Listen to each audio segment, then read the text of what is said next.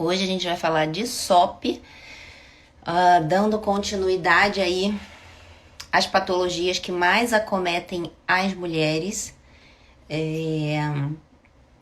A última patologia que a gente vai falar vai ser SOP, que é Síndrome dos Ovários Policísticos. Então, durante todo o mês de março, a gente falou aí sobre alguns temas relacionados às mulheres. E hoje a gente vai falar de SOP, que é a Síndrome dos Ovários Policísticos, que é uma doença que também acomete muitas mulheres e interfere um pouco aí na qualidade de vida dessas mulheres. Então é muito importante que a gente converse sobre SOP e também porque existem condições dentro da SOP que muitas mulheres vão apresentar sem ter SOP, tá? Então vamos lá. O que é a SOP? A SOP é a Síndrome dos Ovários Policísticos.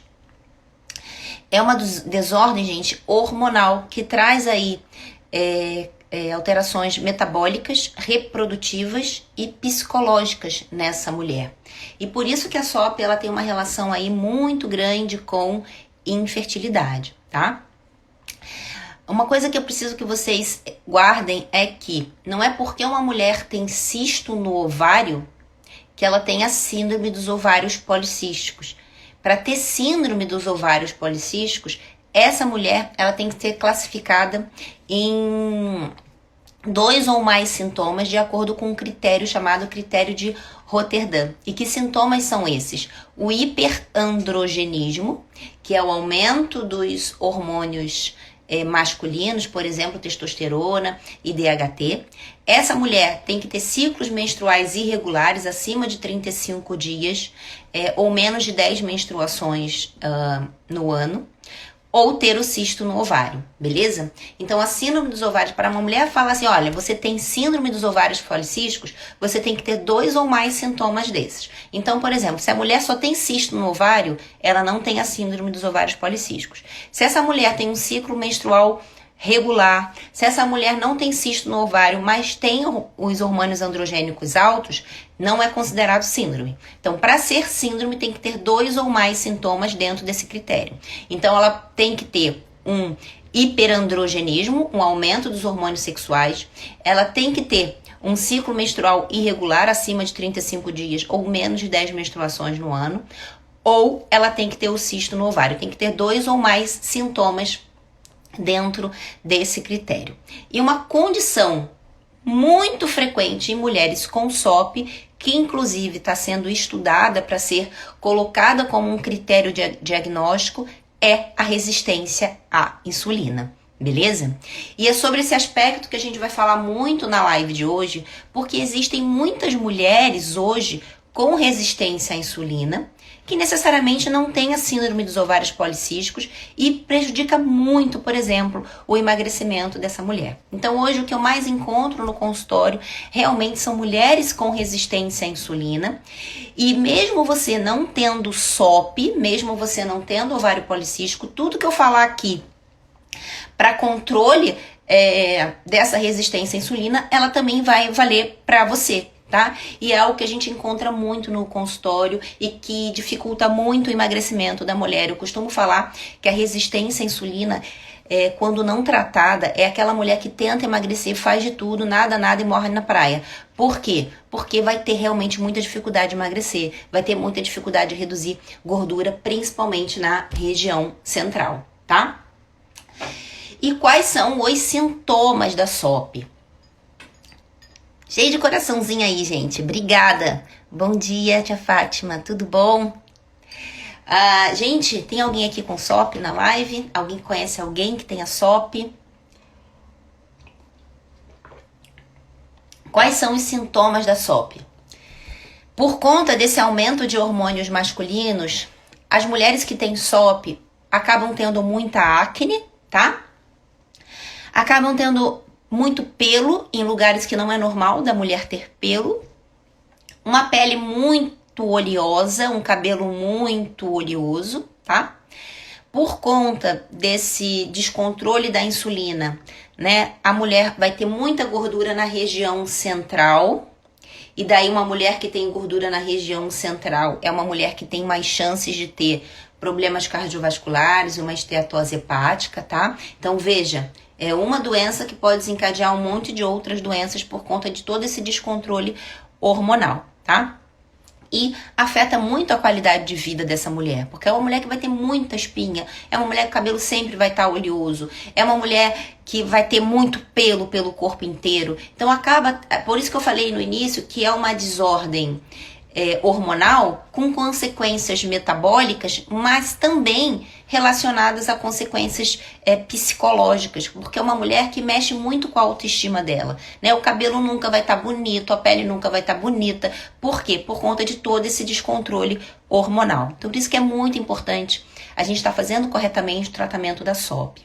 Hoje, qual é o tratamento convencional para a SOP? O uso do anticoncepcional e o uso da metformina muitas vezes para controlar essa insulina. Mas tanto o anticoncepcional como a metformina é controle da SOP, não é tratamento, né? Quando a gente pensa em tratamento, a gente tem que ir lá na raiz do problema e melhorar toda essa raiz do problema, beleza? Isso é muito importante, gente. E aqui eu abro em parênteses sobre isso. Por que que isso é importante? Porque muitas vezes a gente olha um diagnóstico de um problema, né? Seja uma endometriose, como a gente falou na live passada, seja como um ovário policístico, e a gente só olha aquele problema e a gente fala assim, não, mas Nutri, beleza, eu tô aqui, eu já tô medicada, né? Eu já tô tratando, os ovários policísticos os cistos no ovário não evoluíram, ou então, como no caso da endometriose semana passada, não aumentou aqui a endometriose, está tudo controlado. Mas quando você não resolve o problema na base dele, muito provavelmente lá na frente isso vai ser traduzido em outros problemas, tá? Então, mulheres que têm síndrome do ovário policístico, por mais que esteja controlada com medicamento, é uma mulher que tem um risco cardiovascular maior do que outras mulheres. E daí, se você não cuida do problema, da base do problema, lá na frente você pode ter um AVC, uma doença coronariana, uma esteatose hepática, tá? Então, essa mulher com síndrome dos ovários policísticos, por mais que esteja controlada hoje, é uma mulher que tem um risco coronariano grande lá na frente. É uma mulher que tem um risco de desenvolver um diabetes lá na frente. Então, se ela não resolve tratar e mudar o estilo de vida dela, não adianta. Então, todas essas doenças que eu estou conversando com vocês, no final das contas, o tratamento, a base do tratamento é a mudança do estilo de vida, tá? Você pode usar suplemento, você pode usar medicamento, mas se você não melhorar o teu estilo de vida, você consequentemente lá na frente vai trazer dentro da tua bagagem condições para desenvolver uma outra doença, tá? Então a base do tratamento da SOP é justamente a mudança do estilo de vida. E a primeira questão que a gente vai tratar dentro da nutrição é a alimentação dessa mulher que tem SOP. Principalmente olhando essa mulher de forma individualizada. Por que isso? Porque dentro da SOP a gente divide a SOP em 4 fenótipos, A, B, C e D. Então, cada mulher vai estar dentro de um fenótipo. E o tratamento nutricional vai se basear no tipo, né? No tipo que essa SOP se apresenta para essa mulher, tá? Os fenótipos mais clássicos são os fenótipos A e B, né? Por quê? Porque são os mais severos, né? O que mais as mulheres apresentam. Esse fenótipo, né? Esse tipo de SOP A e B é onde a mulher vai ter muita resistência à insulina, uma resistência à insulina severa. Essa mulher vai ter ciclo menstrual bem alterado, vai apresentar dislipidemia. O que é isso? Aumento das frações, desregulação das frações de colesterol e um triglicerídeo muito alto, que pode lá na frente levar a uma doença coronariana, tá? Então, a gente vai falar hoje, né, principalmente como a nutrição olha e trata essa mulher com SOP que está dentro desse fenótipo A e B, que é o que mais acontece hoje entre as mulheres, tá? Porque os fenótipos C e D são mais suaves, né? O A e o B são os mais severos, que traz todas essas alterações, tá? Então, a primeira questão que a gente vai olhar na mulher, principalmente, é o quê? A dieta, gente. Por quê? Se essa mulher tem muita alteração da insulina, né? E essa insulina é um grande gatilho para essa mulher desenvolver uma série de sintomas, porque a gente sabe hoje que o aumento da insulina, ela ativa esse aumento da produção de hormônios androgênicos, que é o grande problema dessas mulheres com SOP, tá?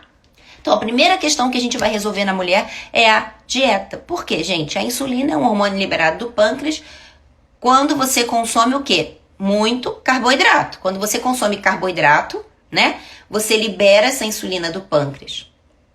Se a mulher tem um aumento da insulina, a gente tem que controlar o consumo de carboidrato dessa mulher, beleza? Então, a primeira coisa que a gente vai ajustar nas mulheres com SOP é a dieta. E a melhor dieta para mulheres com SOP é uma dieta com caráter anti-inflamatório e monitoramento de carboidratos. E uma dieta que tem grande, assim, resultado nas mulheres com SOP é uma dieta mediterrânea com protocolo cetogênico.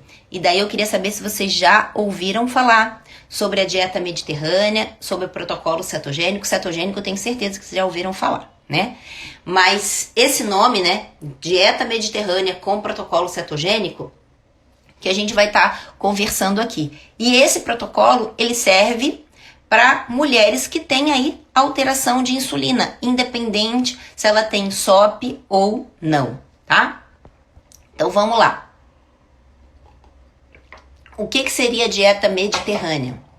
A dieta mediterrânea é uma dieta que a base dela é de verdura, de legume, de frutas, proteínas magras, de preferência o peixe e gorduras boas. Então, a gente tem muita quantidade de gordura boa na dieta mediterrânea. Gorduras mono e poliinsaturadas. Então, o azeite, o abacate, as oleaginosas. Então, essa é a base da dieta mediterrânea, uma dieta de caráter anti-inflamatório. Aliás, é uma dieta que tem grande aplicabilidade em mulheres no climatério, na menopausa, tá? Porque a gente vê uma resposta muito boa na melhora dos sintomas da menopausa e do climatério nas mulheres que fazem a dieta mediterrânea, que é uma dieta rica em verduras, legumes, proteínas magras e principalmente gorduras boas, abacate, azeite e oleaginosas. E o que seria o protocolo cetogênico dentro da dieta mediterrânea? O que é o protocolo cetogênico? Gente, o protocolo cetogênico é um protocolo que ele vai a partir do valor calórico que essa mulher tem que consumir, ou seja, cada pessoa, cada mulher tem uma quantidade calórica que ela tem que consumir, baseada em quê? No teu peso, na tua altura, no percentual de gordura, na tua rotina, você vai ter um X de calorias que você tem que consumir ao longo do dia. O protocolo cetogênico nada mais é do que pegar esse valor calórico e fracionar esses macronutrientes, proteína, carboidrato e gordura, em percentuais que entre dentro desse protocolo. E quais são esses percentuais? Dentro do protocolo cetogênico, 70% da dieta é de gordura. 15 a 20% é de proteína. E de 5 a 10% com no máximo 50 gramas de carboidrato. E se a gente pensar na visão da dieta do Mediterrâneo, essa gordura que está em 70% do protocolo cetogênico tem que vir de gordura boa. Azeite, abacate e oleaginosas. Entenderam? E por que eu falo isso? Porque hoje a dieta cetogênica, ela está sendo muito divulgada, por exemplo, como uma dieta excelente para o emagrecimento, e realmente ela é muito boa para o emagrecimento, principalmente para aquelas mulheres que chegaram no efeito platô. Mas, na verdade, a grande questão é que hoje é divulgado uma dieta cetogênica, mais voltado para um padrão americano. Aquela dieta cetogênica que você come 10 ovos por dia, que você come meio quilo de bacon, 3 quilos de carne vermelha. E não é dessa dieta cetogênica que eu tô falando. Eu tô falando de um protocolo cetogênico baseado na dieta do Mediterrâneo, baseado em gorduras mono e poliinsaturadas, que são gorduras com caráter anti-inflamatório. E por que isso? Porque eu preciso diminuir a inflamação dessa mulher que tem uma insulina alta, que é um hormônio que, quando está desregulado, ele acaba aumentando essa inflamação, principalmente gordura na região visceral. Entendido? Gente, ficou alguma dúvida em relação à dieta? Então, o ideal de dieta para essa mulher é uma dieta com caráter anti-inflamatório. E a gente vê que a dieta no estilo mediterrâneo tem uma resposta anti-inflamatória muito legal para mulheres com SOP. Dentro dessa dieta, a gente coloca o protocolo cetogênico, que nada mais é um ajuste desses macronutrientes, de acordo com o valor energético que essa mulher tem que comer por dia. Então, 70% vão vir de gorduras boas, 15 a 20% das proteínas magras e 5 a 10% de carboidrato, que chega no máximo em 50 gramas ao dia. Então, por exemplo, uma mulher tem que comer, vamos chegar num cálculo aqui. Você tem que comer, vamos chegar em 1.500 calorias. Você tem que comer 1.500 calorias ao dia, beleza? Dentro dessas 1.500, eu até anotei aqui só para eu não ficar fazendo conta aqui de cabeça. Dentro dessas 1.500 calorias, 300 calorias vão vir de proteína, 75 gramas de proteína. Gordura, 1.050 calorias de gordura, o que equivale a são 116 gramas de gordura. Gordura da onde? Do abacate, das oleaginosas, do azeite, beleza? E de carboidrato são 150 calorias, 37 gramas de carboidrato, tá? E o que acontece? Com uma dieta voltada para um protocolo cetogênico dentro de uma dieta mediterrânea, dessa forma a gente consegue diminuir a insulina dessa paciente de forma natural e a gente consegue melhorar esse ambiente inflamatório, tá? A mulher tem que seguir esse protocolo cetogênico para o resto da vida? Não, é uma estratégia que a gente usa durante um período do tratamento dessa mulher, tá?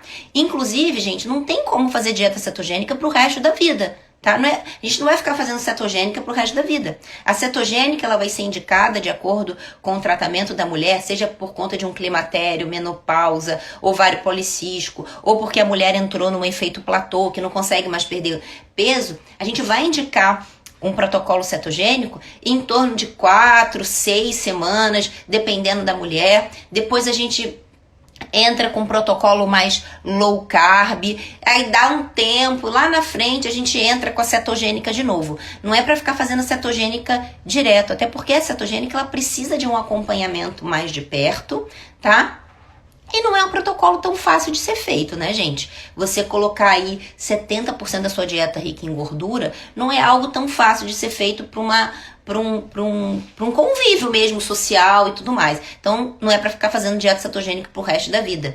E uma coisa muito importante é que dieta cetogênica, ela não é só para emagrecimento. Inclusive, a dieta cetogênica, ela começou a ser pesquisada em crianças com epilepsia, tá? Então, a gente vê uma melhora muito grande, né? Não só em pacientes que precisam emagrecer, mas a dieta cetogênica, ela tem uma aplicabilidade enorme para aquelas mulheres que relatam falta de cognição, de concentração, porque ela melhora muito aí a nossa atenção.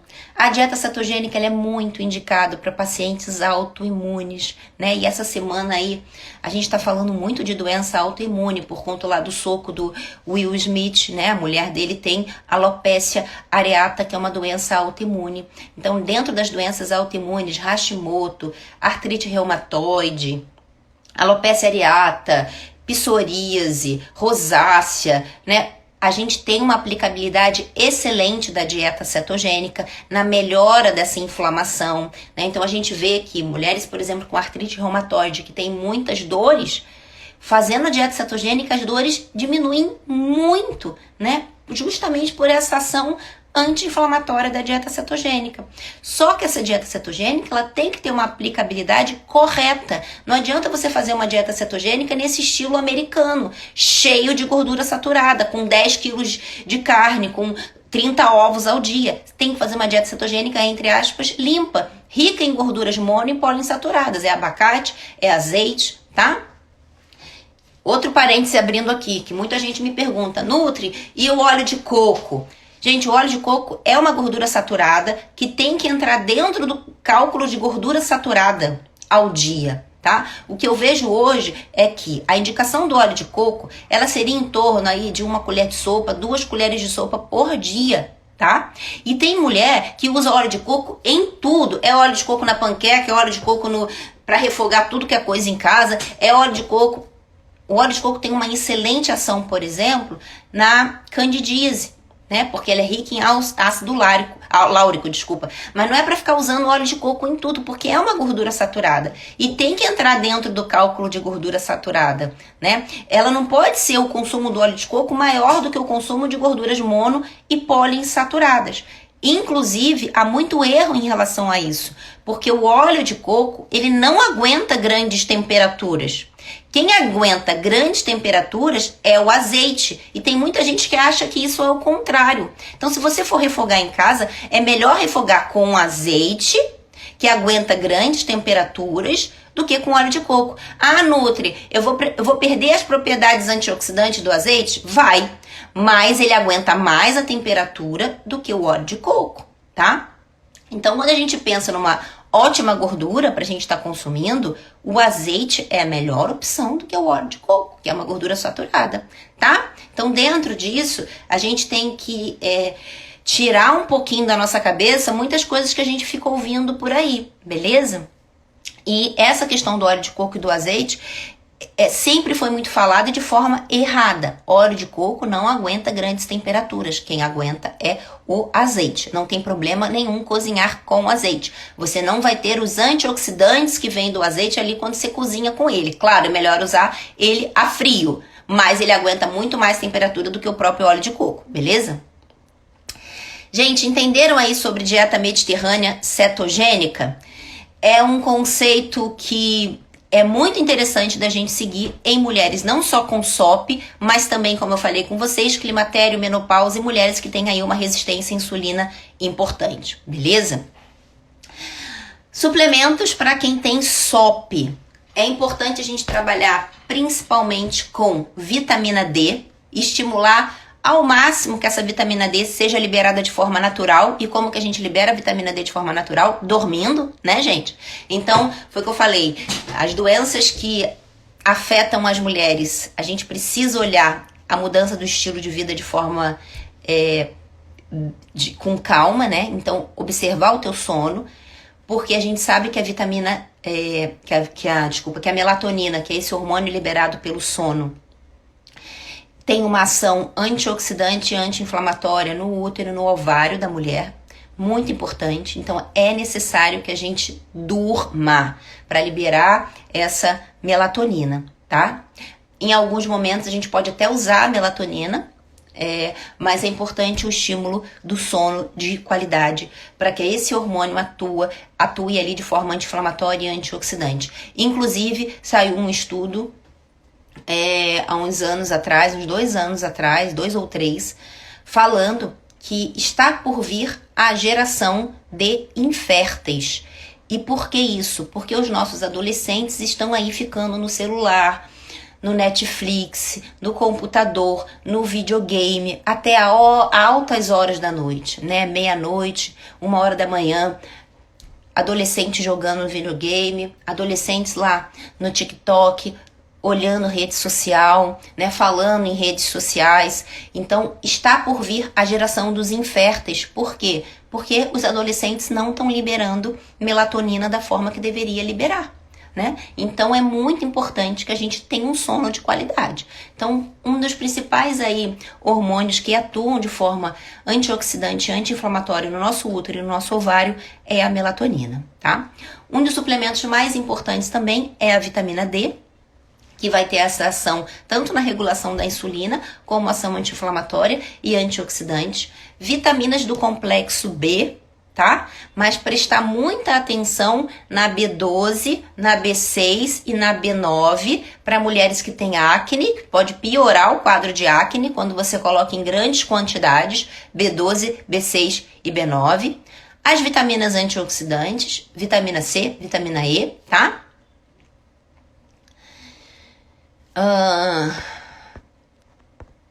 Suplementos que potencializam a ação de detoxificação, como o NAC, que a gente falou semana passada, e o ácido alfa-lipoico, coenzima Q10, parece que a coenzima Q10, ela tá entrando em tudo, né, gente? Eu falo com minhas pacientes, passou dos 30 anos, não para nunca mais de usar a coenzima Q10, que ela vai ter uma atuação muito importante no nosso corpo.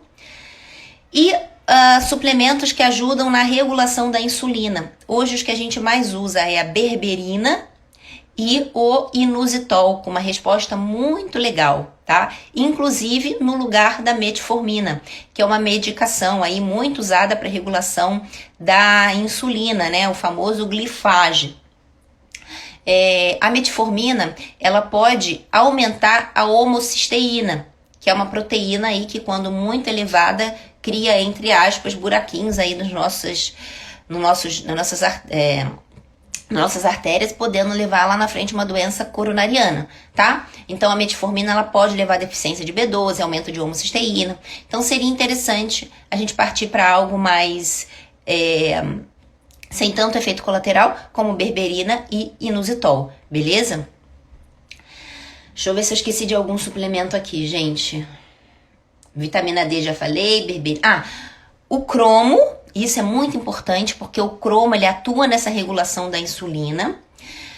Tanto que tem muita gente que compra o cromo para diminuir a vontade de comer doce. Gente, o cromo que vende nessas lojas de suplemento, a quantidade é muito baixa, tá? São 35 microgramas, bem baixinho. O ideal é um cromo manipulado em doses um pouco maiores, 100 a 300 microgramas. E o cromo na forma de picolinato de cromo, beleza? Então tem muito paciente que chega, eu tô tomando um suplemento aqui que diz que melhora a vontade de comer doce. O que é? Cromo. Gente, não faz nem cosquinha 35 microgramas de cromo. Tem que usar em torno de 100 a 300 microgramas e na forma correta, de picolinato, tá? E o vanádio também, que tem uma ação na melhora da insulina. Então, todos esses suplementos, você não precisa usar tudo isso, tá, gente? A gente só vai prescrever de acordo realmente com o tipo que essa SOP, com o tipo da SOP que essa mulher apresenta. Foi o que eu falei, existem 4 fenótipos de SOP, 4 tipos de SOP, tá? E de acordo com uma avaliação bem individualizada dessa mulher, que a gente vai prescrever todos esses suplementos. Vamos lá, a Agatha tá falando que não consegue mais dormir sem remédio. Ela tá tomando a melatonina e o triptofano. Menos mal, né? O ideal é entender por que você não tá conseguindo dormir, né? Olhar a microbiota intestinal, né, gente? A gente sabe que o intestino tem uma relação muito grande com o nosso sono, tá? Até porque grande parte da serotonina, né, que é aquele neurotransmissor que ajuda na regulação do sono também, é fabricado ali no intestino. Então, às vezes, tem um quadro aí de desbiose intestinal e fazendo com que você não durma, tá? A Agatha também me perguntou se vale para quem tem Hashimoto e deseja remissão. Sim, todo paciente autoimune, ele tem que fazer um ciclo de estratégias nutricionais e dentro desse ciclo, a cetogênica é muito bem-vinda, tá? Pelo menos fazer a cetogênica de 2 a 3 vezes no ano, dentro desse rodízio aí de estratégias, é muito eficiente para pacientes com doença autoimune, inclusive quem tem Hashimoto, tá? Bem, se você tem colite, já tem uma inflamação intestinal. E aí, boa parte dessa alteração do sono pode vir por conta dessa alteração intestinal também, tá? Gente, entenderam certinho? É muita coisa de SOP eu não falei aqui, né? Porque tem uma relação da SOP com o intestino. Grande parte das mulheres com SOP tem um quadro de desbiose intestinal, permeabilidade intestinal alterada que tem que ser visto com carinho, né? Tem alterações hepáticas. Eu falei aqui principalmente da parte do controle insulinêmico. Mas a gente tem que controlar, por exemplo, acne, né, nas mulheres com SOP. E aí a acne a gente controla através da regulação desses hormônios androgênicos, né, do DHT. Então é importante a gente estudar essa mulher com SOP de forma mais ampla. Eu falei aqui de um aspecto só, que é a parte da dieta, mas existe muito mais do que isso, tá? Alguma dúvida aí, gente?